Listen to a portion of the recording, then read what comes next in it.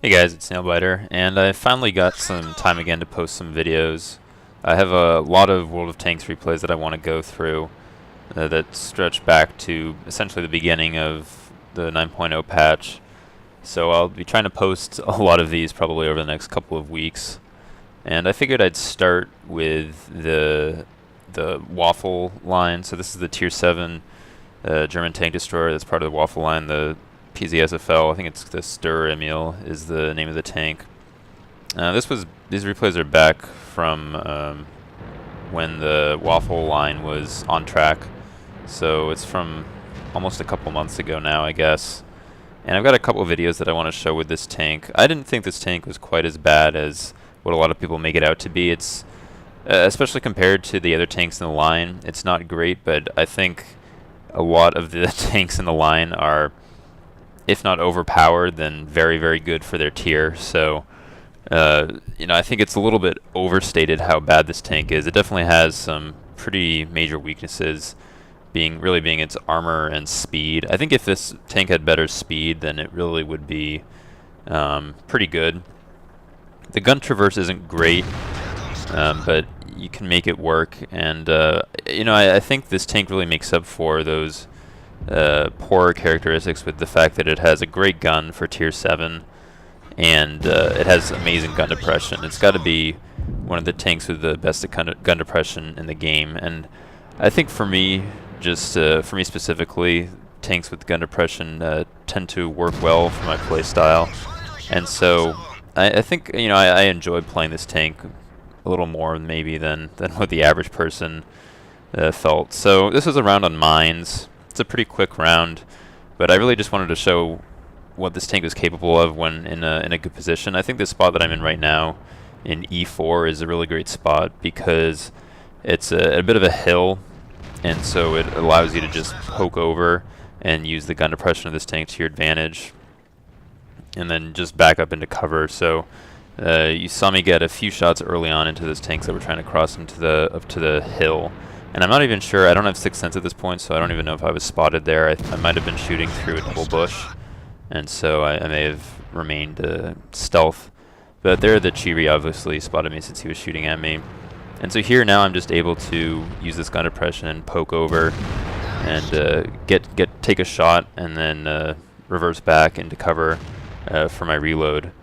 This tank really doesn't have that long a reload too, considering the fact that its gun is so good. I think the gun has, I want to say, around 230 pen and 490 damage, so it's insane for tier 10 or tier 7 rather.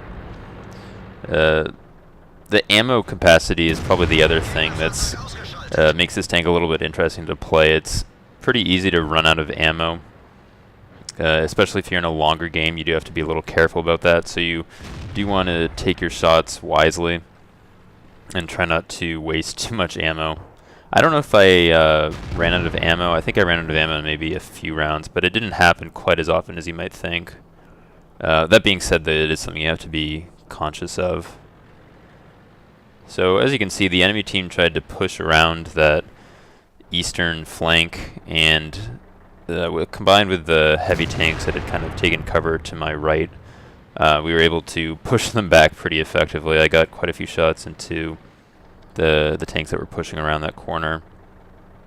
So I've already gotten up to about 4k damage, and I'm pretty sure that somewhat blind shot that I took in the KV-4 went in as well.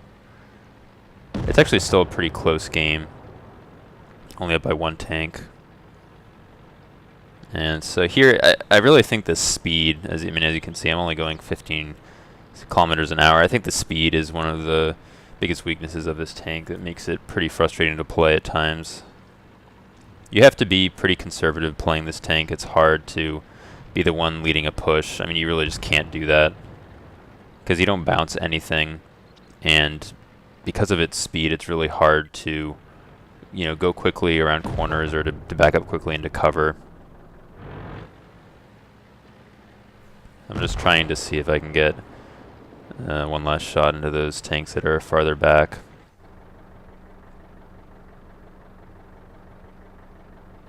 As you can see, this is a tier 8 game. I mean, this gun really is effective in all sorts of matchups that this tank can get into.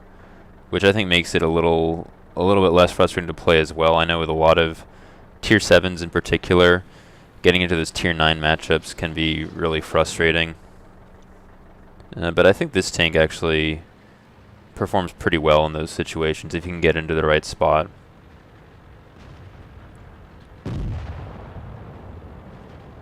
So I'm going to just try to get one more shot at this KV-5. Aim time is pretty poor on the the tank. You have to be careful about that. And I was trying to go for a kill shot there on the other PZSFL, but instead I hit the KV-5 right in the RT-2. Unfortunately, get shot there and nearly killed. But our guys are going to take these guys out. I kind of wasted a repair kit there at the end. So again, a pretty quick round. It was just about 6 minutes long. Most of the action took place in the first few minutes. But a really pretty good round, I think, with this tank. I ended up getting just under 5,000 damage, as you can see in these post-game stats, and nearly 1,400 base experience. So a really solid round for a tier 8 matchup. And I think it shows what this tank is capable of in the right situation. Obviously, you can't do this in every round, and some of the maps are going to be less friendly than others, but it's not a terrible tank. So hope you guys enjoyed the video, and thanks for watching, and I'll see you guys later.